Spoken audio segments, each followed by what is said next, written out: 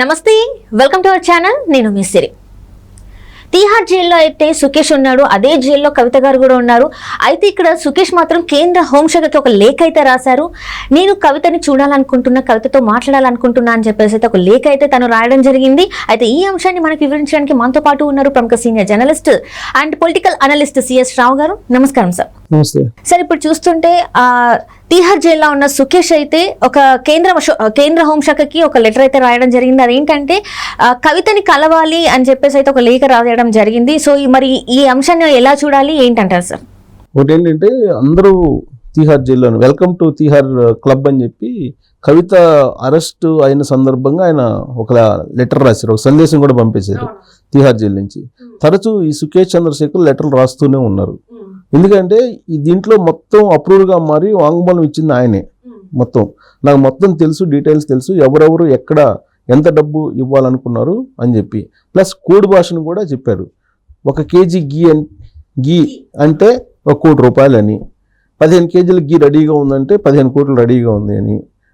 So అలా code భాషను కూడా వివరిస్తూ ఆయన మొత్తం తన చార్ట్ ఏదైతే ఉందో ఆ చార్ట్ను కూడా బయటపెట్టి ఈడీకి సిబిఐకి ఇవ్వడం జరిగింది అప్లోడ్గా మారిన సందర్భంగా. సో కాబట్టి ఈ నిజమా కాదా అని చెప్పేసి మమ్మల్ని అందరినీ కూర్చోబెట్టుకొని మాట్లాడండి, ఎవరెవరిని కవితని దగ్గర కూర్చోబెట్టుకొని మొత్తం వివరాలు అడగాలని ఉంది నాకు.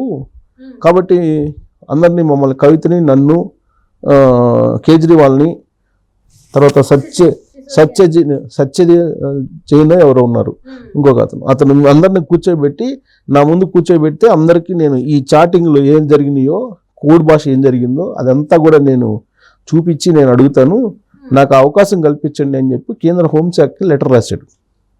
తాజాగా సుకేష్ చంద్రశేఖర్ తరచూ ఆయన లెటర్ రాస్తుంటాడు. ఆయన ఇప్పుడు కేంద్ర హోంశాఖకి లెటర్ రాశాడు. లెటర్ రాసి ఖచ్చితంగా మమ్మల్ని గ్రూప్గా విచారించండి, ఈ మొత్తం వివరాలు నేను బయట పెడతాను, చాటింగ్ ఎవరెవరి నుంచి ఏం జరిగింది అనేది.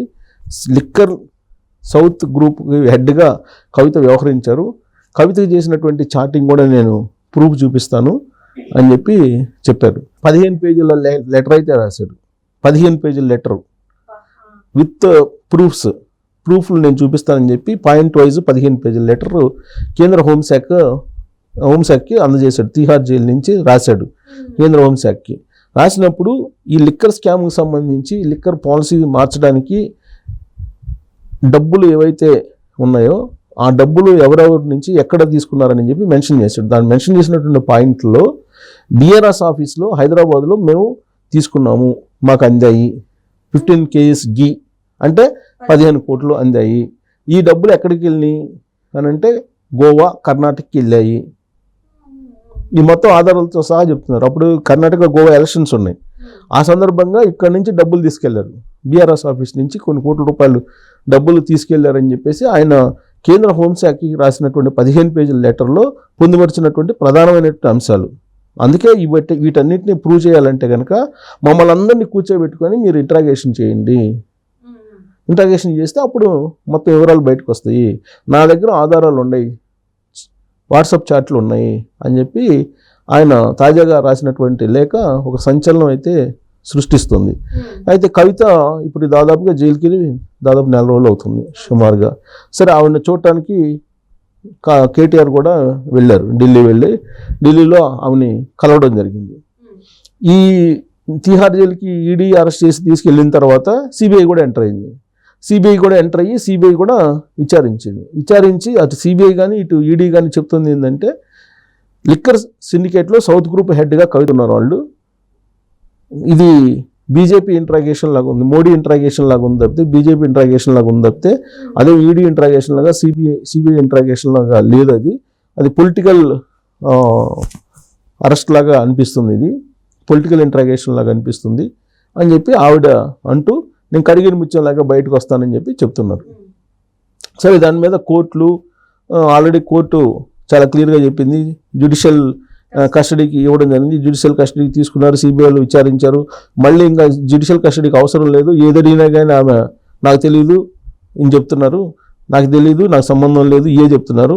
కాబట్టి జ్యుడిషియల్ కస్టడీ కూడా అవసరం లేదని చెప్పేసి వాళ్ళు కూడా సిబిఐ అడ్వకేట్స్ కూడా చెప్పారని చెప్పి తెలుస్తుంది. సో మొత్తం మీద తిహార్ జైల్లో అయితే కవిత ఉన్నారు. తిహార్ జైల్లో కవితకి కుటుంబ సభ్యుల్ని కలవడానికి అనుమతి ఉంది. అలాగే ప్రతిరోజు ఇంటి ఫుడ్ తినడానికి అనుమతి ఉంది. కానీ తిహార్ జైల్లో ఉండేటువంటి వాళ్ళు అనుమతించట్లేదు ఫుడ్ అనేది ఒకటి వినిపిస్తుంది. ఇప్పుడు ఇంకొక వైపు ఏమో కేజ్రీవాల్ ఉన్నారు. కేజ్రీవాల్ ఢిల్లీ ముఖ్యమంత్రి. ఆ కేజ్రీవాల్ కూడా తిహార్ జైలు నుంచి ఢిల్లీ పరిపాలన సాగిస్తూ ఉన్నాడు. ఆయనేమో ఏదో షుగర్ లెవెల్ పెంచుకోవడానికి స్వీట్స్ తింటున్నాడని, మామిడికాయలు తింటున్నారని చెప్తూ ఉన్నారు. సో ఆయన కూడా ఏమంటున్నారు, ఇంటి దగ్గర నుంచి వచ్చినటువంటి ఫుడ్లో మామిడికాయలు ఉంటాయి తప్పితే కావాలని తినేది ఏం లేదు. తీసుకొచ్చినప్పుడు ఒకసారి 2 సార్లు తీసుకొచ్చారు, దాన్ని కావాలని వీళ్ళు డ్యామేజ్ చేయడానికి ప్రయత్నం చేస్తున్నారు తిహార్ జైలు. ఇదంతా పొలిటికల్ కేసు లాగా ఉందని చెప్పి ఆయన కూడా అంటున్నారు. సో ఒకవైపు కవిత, ఇంకొక వైపు కేజ్రీవాల్, మరోవైపు సిసోడియా ఆల్రెడీ సంవత్సరం అయిపోయింది ఆయన జైలుకి వెళ్ళిపోయి, ఇప్పటి వరకు ఆయనకి బెయిల్ లేదు. సో ఇప్పుడు కవితకి ఎప్పుడు బెయిల్ వస్తుంది అని చెప్పేసి తెలియట్లేదు. అసలు బెయిల్ వస్తుందా రాదా అనేది కూడా తెలియట్లేదు. సిసోడియాకే బెయిల్ అయినప్పుడు కవితకి ఎలా వస్తుంది? సో పైగా ఇది మనీ లాండరింగ్ జరిగింది అనేటువంటి ఒక అనుమానాలు ఉన్నాయి. మనీ లాండరింగ్కి సంబంధించి కూడా ఇన్వెస్టిగేషన్ జరుగుతుంది. అసలు ఇంకొక ట్విస్ట్ ఏంటంటే దీని మీద ఆల్రెడీ కొన్ని కంప్లైంట్స్ కూడా ఉన్నాయి. ఏం కంప్లైంట్స్ ఉన్నాయంటే ఆ మధ్యకాలంలో ఒక సినిమా కూడా తీశారు. ఆ సినిమాకి సంబంధించి డైరెక్టరు, చార్మిని వాళ్ళందరూ కూడా తీసుకెళ్లి ఈడీ విచారించింది. ఆ సినిమాకి ఏదో పెట్టుబడి పెట్టారు ఈ డబ్బులు అనేది ఒకటి వినిపిస్తుంది వైట్ చేసుకోవడానికి. అదేదో సినిమా విజయ్ దేవరకొండ అని పాన్ ఇండియా లైగర్ సినిమాకి ఏదో పెట్టుబడులు పెట్టారు, అది కూడా విచారించడం జరిగింది. సో ఇవన్నీ మొత్తం విచారణలో ఉన్నాయి. మొత్తం కేసు అంతా విచారణలో ఉంది. ఇప్పుడేమో ఎలక్షన్లు జరుగుతున్నాయి. ఈ ఎలక్షన్ల సందర్భంగా ఈ కేసుకు సంబంధించి పురోగతి ఏంటి తెలుసుకునేటువంటి ప్రయత్నం చేస్తూ ఉన్నారు. కానీ బెయిల్ మాత్రం ఇప్పుడు వచ్చేటువంటి పరిస్థితి కనిపించట్లా. నేను ఎలక్షన్కి పోయి క్యాంపెయిన్ చేయాలి, ప్రచారం చేయాలని చెప్పి కవిత రిక్వెస్ట్ చేస్తున్నారు. అయినా కానీ వాళ్ళు పర్మిషన్ అయితే ఇవ్వట్లేదు, కోర్టు పర్మిషన్ అయితే ఇవ్వట్లేదు.